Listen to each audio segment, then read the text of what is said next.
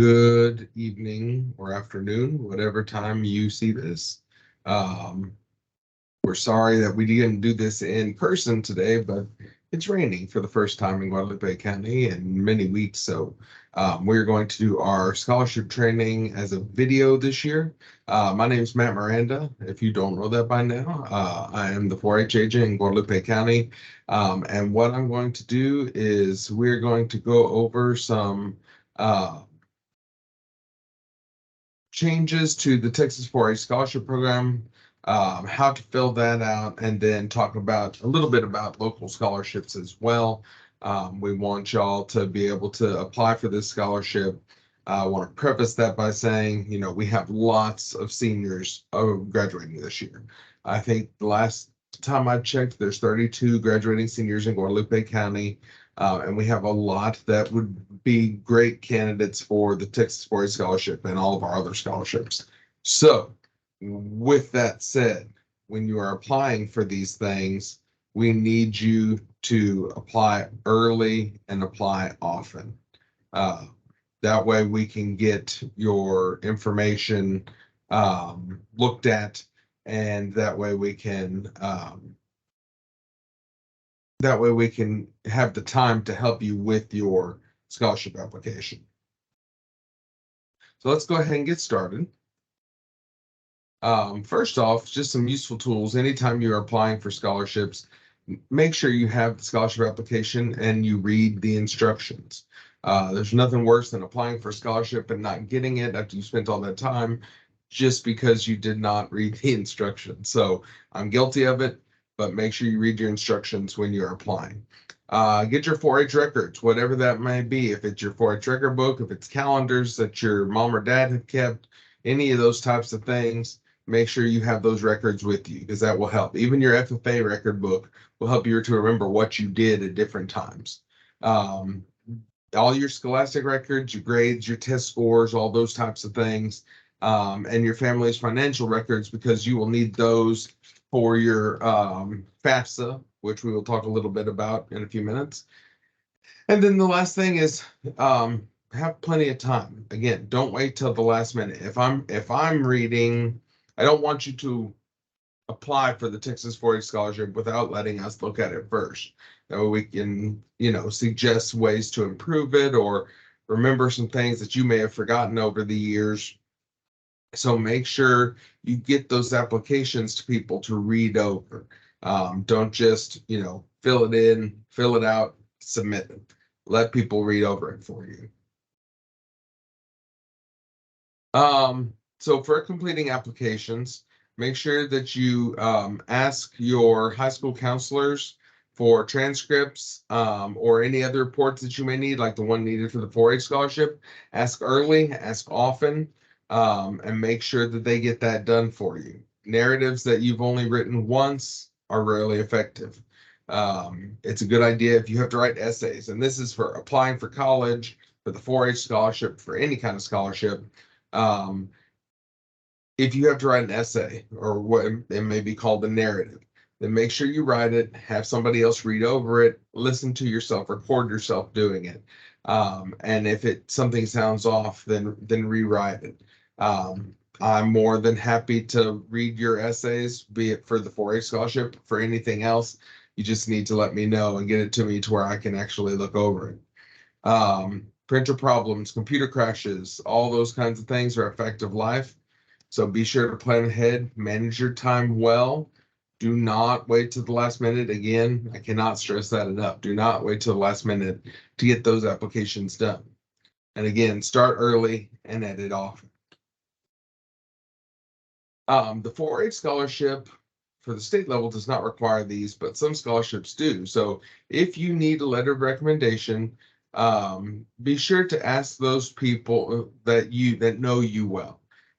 If you ask somebody that you've just known for a couple of months, that's probably not the best.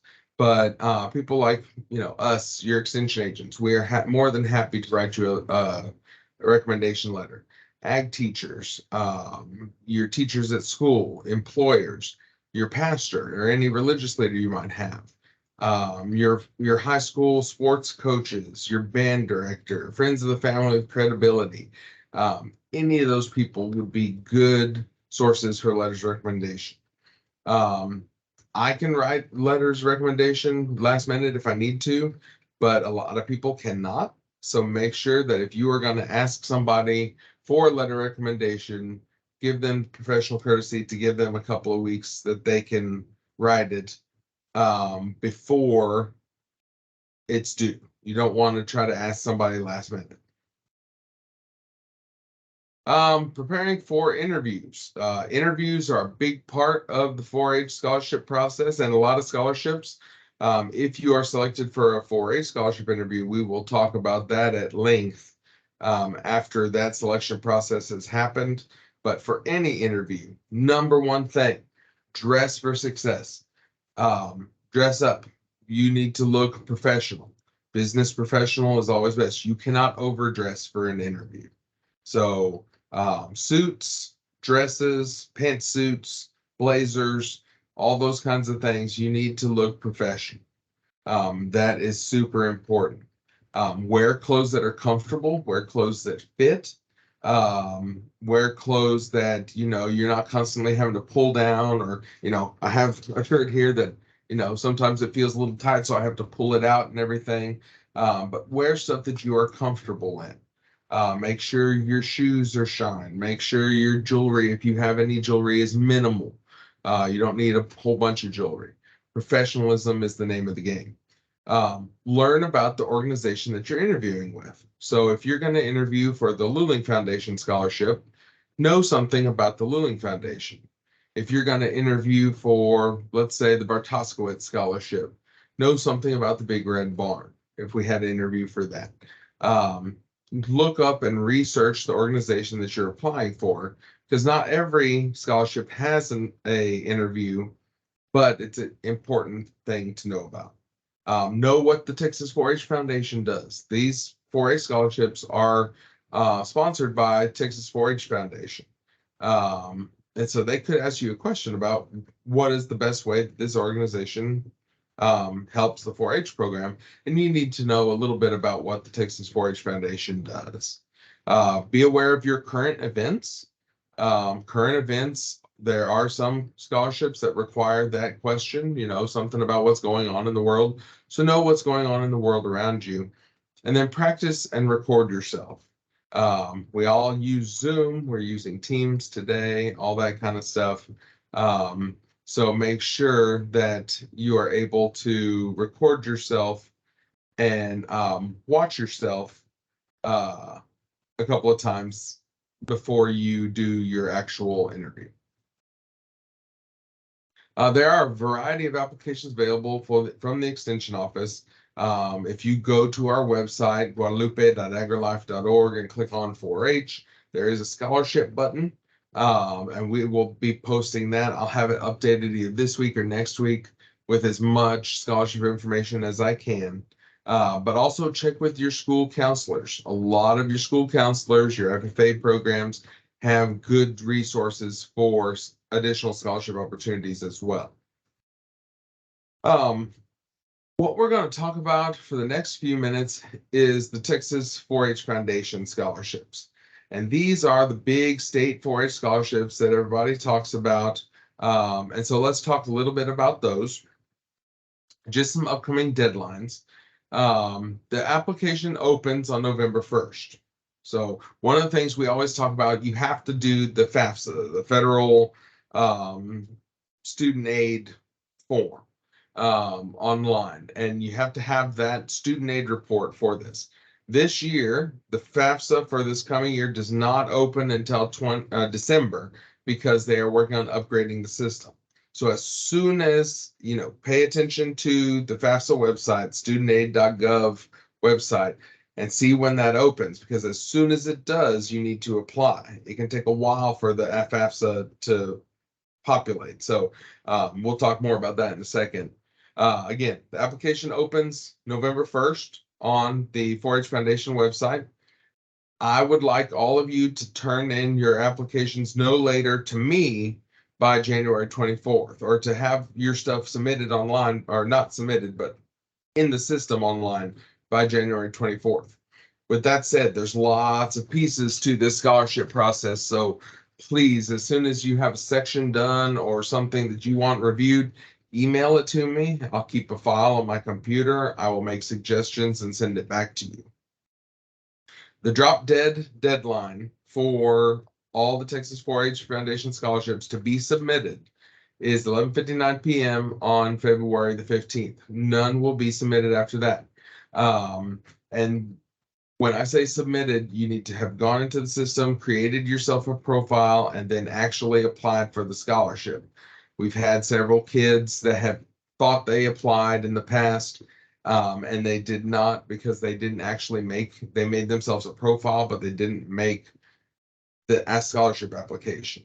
So if you have a question on that, please log in, let me see it, and we'll talk about how to collaborate here in a little bit. I have to approve everything by February 23rd, and then interviews are February 26th through 28th, and you will be notified mid-May if you got a scholarship.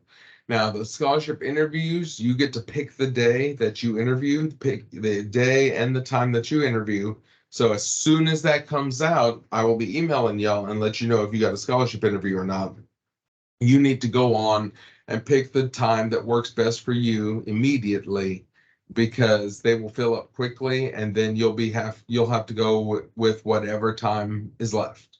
And in order to get one of these scholarships, you have to do an interview. And then the 4-H scholarship banquets will be at State 4-H Roundup between June 4th through 6th of 2024. That's in College Station. A couple of recent changes to the scholarship program. General eligibility is not limited to the top 50% of a class like it used to be. Youth in the third or fourth quartile of the class may now apply. Some donors still require the applicant be in a certain percentage to get one scholarship or another. But just know that in the past, you had to be in the top 50%, you had to be in the all that kind of good stuff, and you do not need that anymore. If you are receiving a Terry Foundation scholarship, congratulations, you have your school paid for, but you're not eligible for a 4-H scholarship, so do not apply for the 4-H scholarship if you already received the Terry Foundation scholarship. I will not be using a county extension agent verification form. Instead, they will send me a list of all the applicants. That way I can approve that, yes, they are 4-H members. But before you submit anything, you need to come talk to me. That way we can sit down and look at your application before you actually submit it. Again, this year, SATs and ACTs are not required for any of the 4-H scholarships. And the one major change this year is there are no more collegiate 4-H scholarships in 2024. There will not be a collegiate scholarship. So if you are wanting to apply for a collegiate scholarship next year, you will not be able to. As I was saying earlier, there are changes to the FAFSA this year. FAFSA does not open until December, and the student aid report, the SAR report, which is generated from the FAFSA, is a requirement for the 4-H scholarship. So watch that website, studentaid.gov, for updates, and as soon as it opens, apply. If for some reason you're not getting it, come here to the office. We can open it up and see if it's there. I know what I'm looking for because we do this every year. But if you need help, please let us know. We'd be more than willing to help you. A few reminders for the 2024 application. Everything has to be submitted through the Texas 4-H Foundation Scholarship Portal. That application, if you type in Texas 4-H Scholarship, it comes up with a website. Click on scholarships, and then it has, you'll create a profile. You'll pick which type of scholarship you're applying for, and then apply for it. This is just a quick rundown of what the scoring sheet looks like for the scholarships. You can see for the 4-year degree, technical, and for Courageous Heart, the vast majority of the score is based on your 4-H experience. So your projects, your leadership, citizenship, community service, your 4-H honors, outside 4-H experiences, narrative, a personal narrative, and a career narrative. Notice that a lot of these are the same as the sections in the 4-H record book, which is why I push the record book so hard, is because it's the best place to organize or pre-organize the information that you need for this scholarship. Then there is a financial need portion, and don't think because, oh, my parent makes too much money, I'm not going to get one. We have parents that have made a lot of money and kids that have gotten scholarships regardless of the amount of money that their parents make. So make sure that you apply, because the only way you will not get a 4-H scholarship is if you don't apply at all.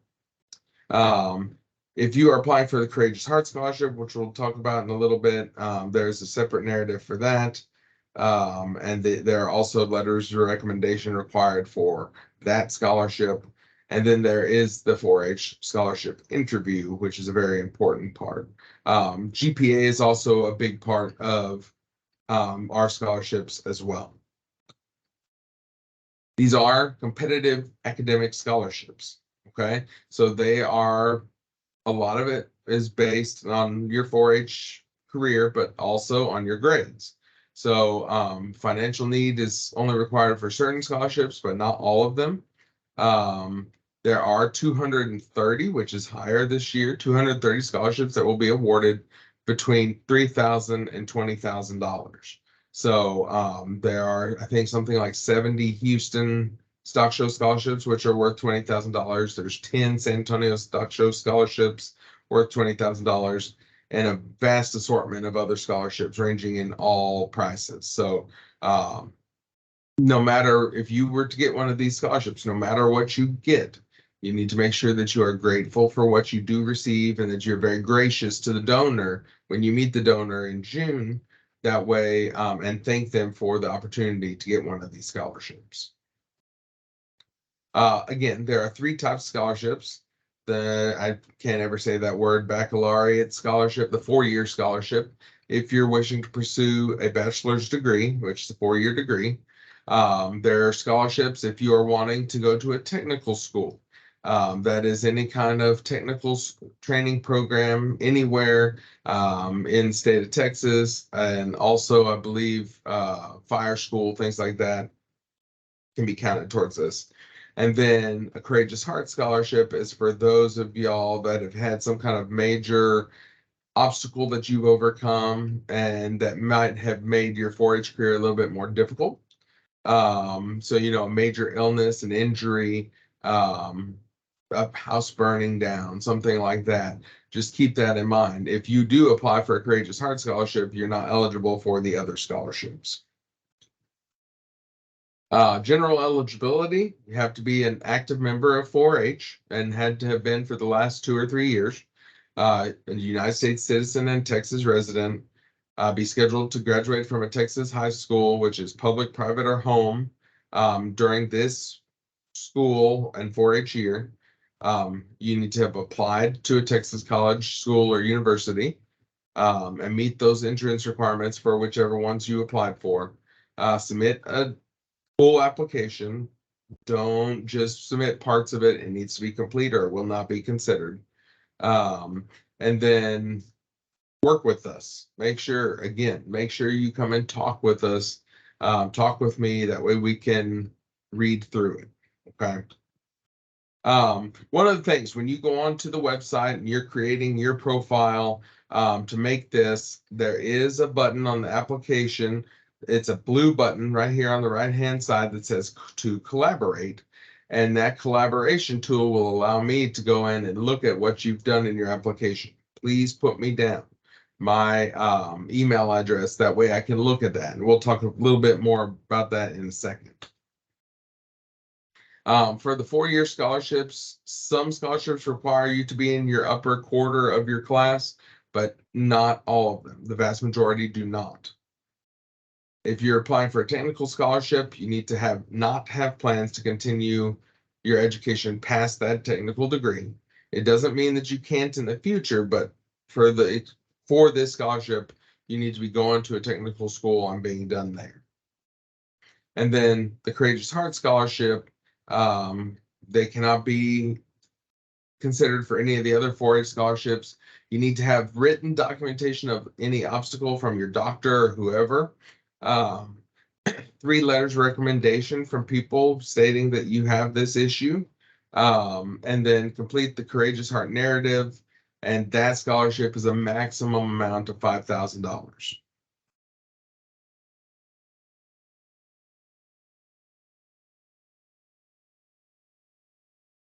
All right, so the application is available, texas4hfoundation.org/types of scholarships.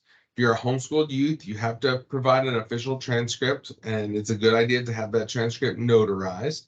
And if you need help with that, please let me know. I've written lots of transcripts for homeschool youth, myself included. And then proof of completing all required standardized tests to graduate and enroll in Texas College University.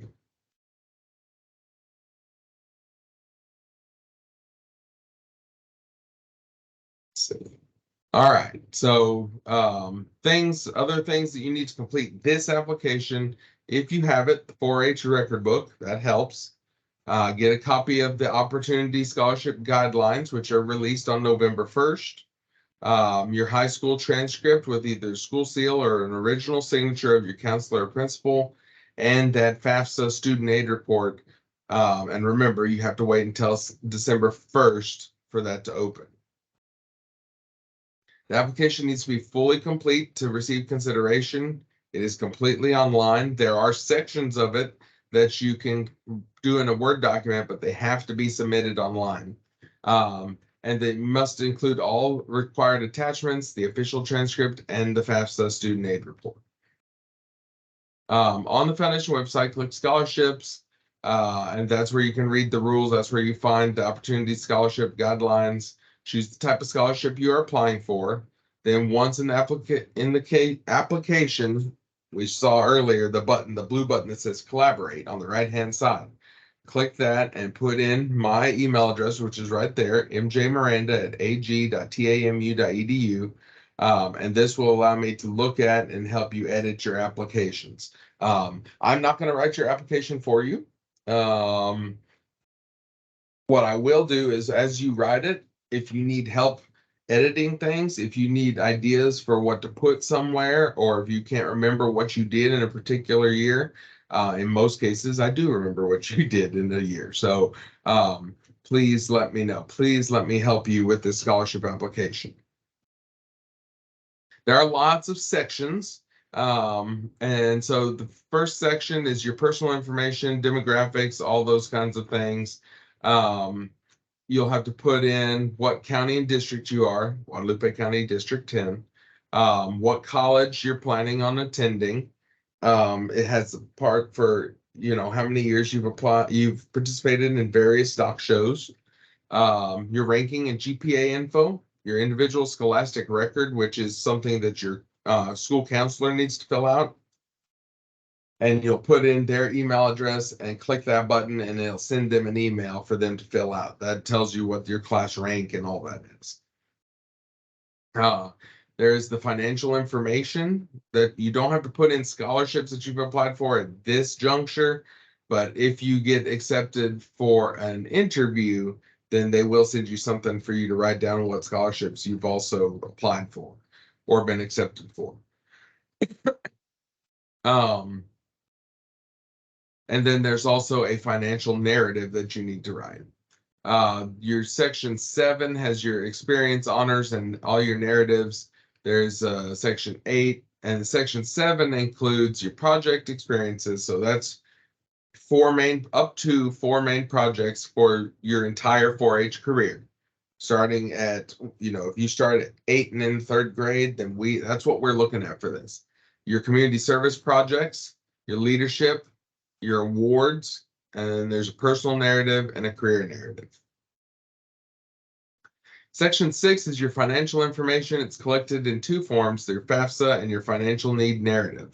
The financial need, or the FAFSA student aid report, has an expected family contribution on what can be expected to be planned to pay from parents.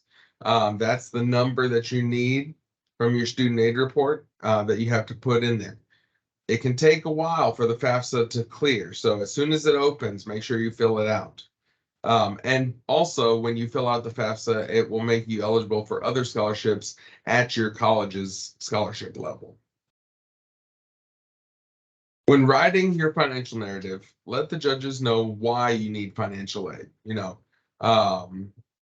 Talk about the cost of college that you plan, if you're planning to get a job, if there's any kind of special situations, like, your family has suffered a loss, or you have something important, or you've had different bills than normal to have to pay, or why you weren't able to save money, different things like that.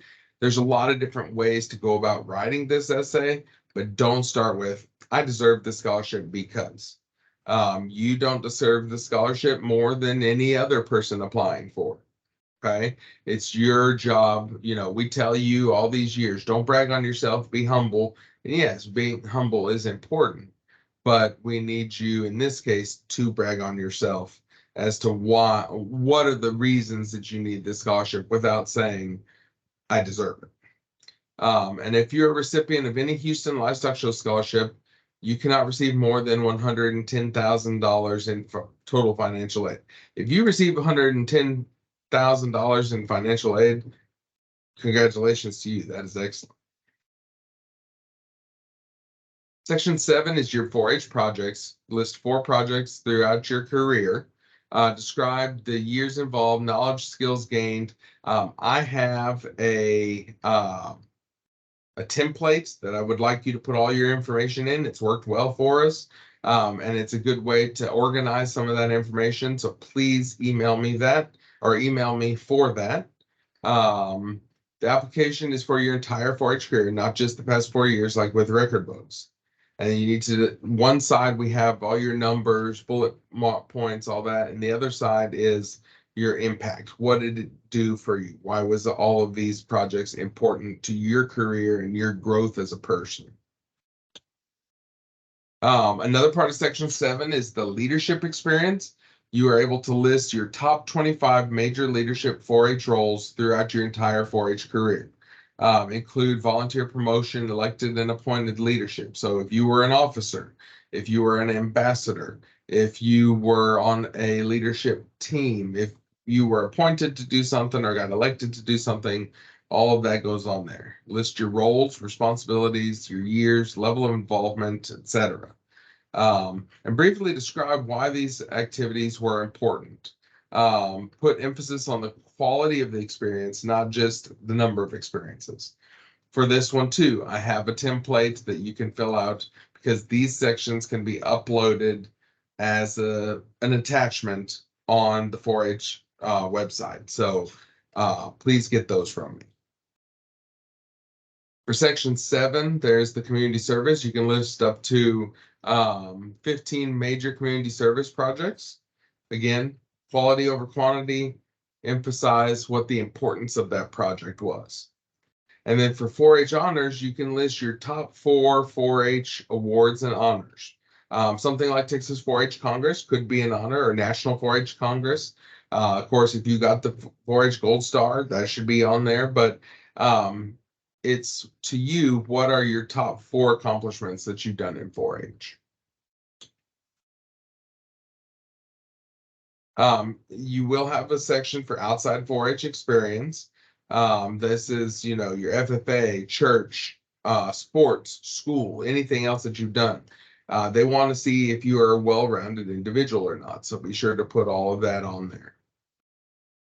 Your personal narrative is something that, once you turn it in, write it, send it to me, and I will suggest things for it.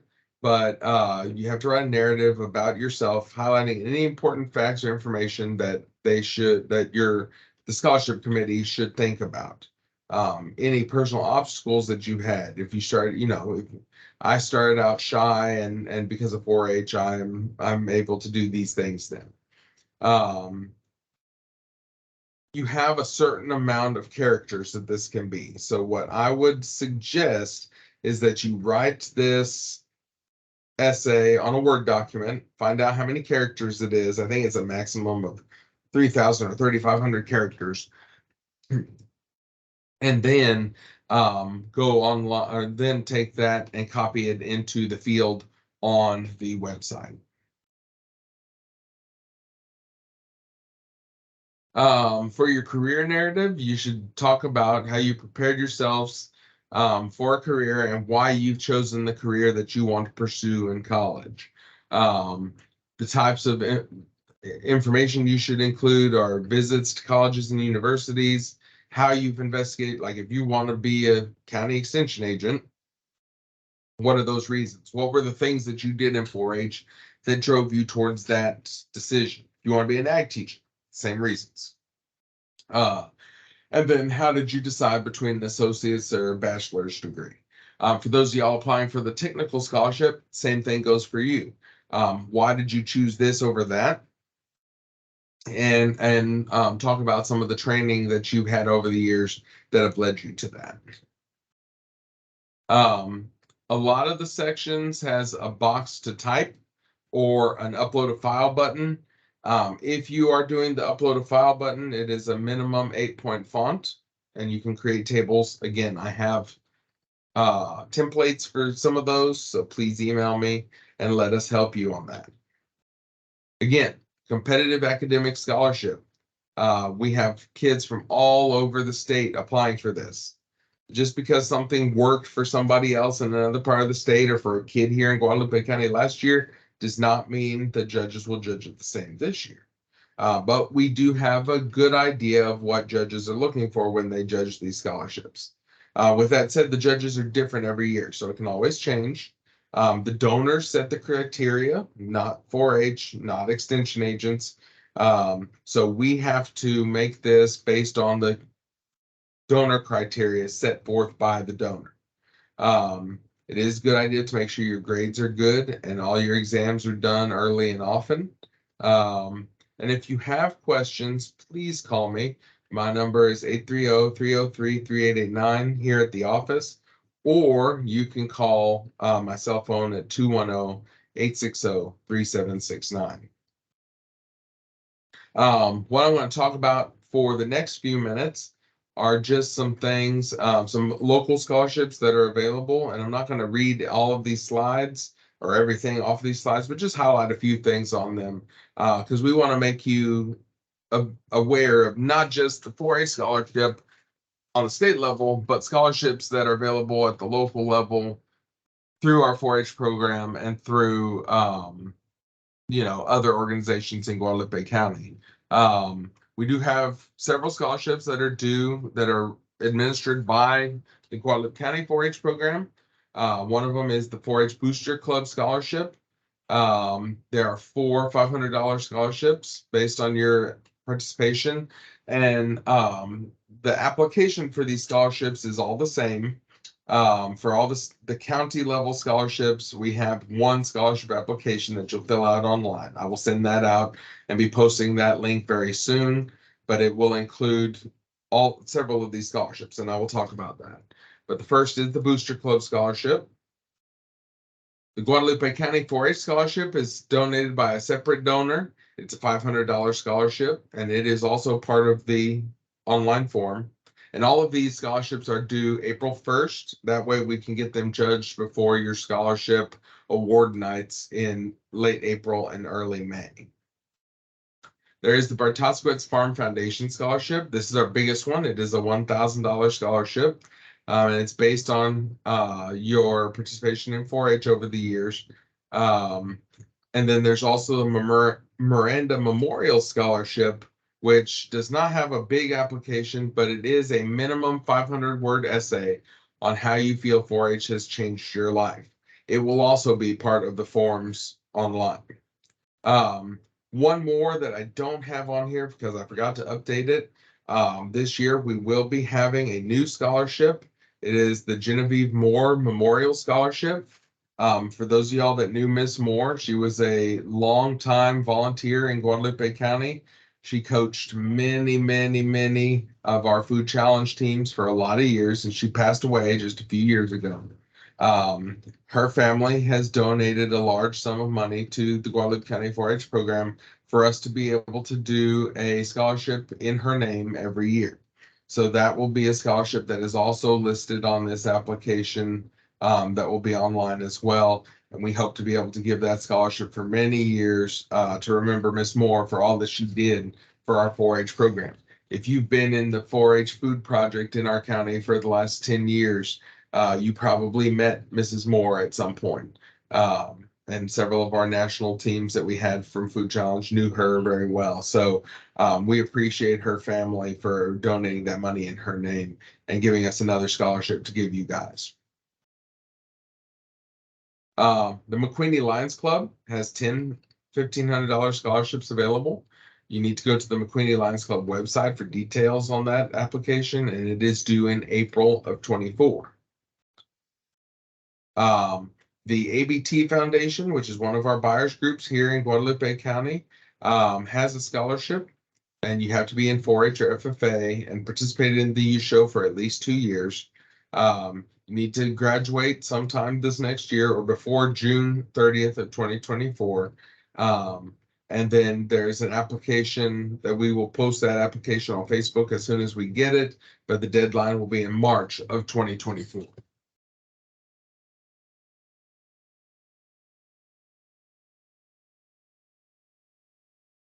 Our county EE association, or Seguin Homemakers Club, they are still going to be offering a $500 scholarship. You need to fill out a Texas 4-H record book. So whatever your record book was this year, that is part of your application.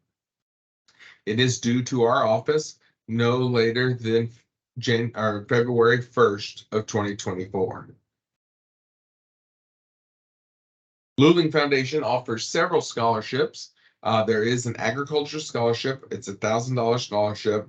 You need to be pursuing a 4-year degree in agriculture or a trade school starting in the fall of 2024 and be a resident of Guadalupe County. The deadline is March 31st of 2024. With that said, there's also a healthcare scholarship through the Luling Foundation. So if you live in Guadalupe County and you are going into a healthcare field, you can apply for this scholarship, and it is also due on March 31st of 2024.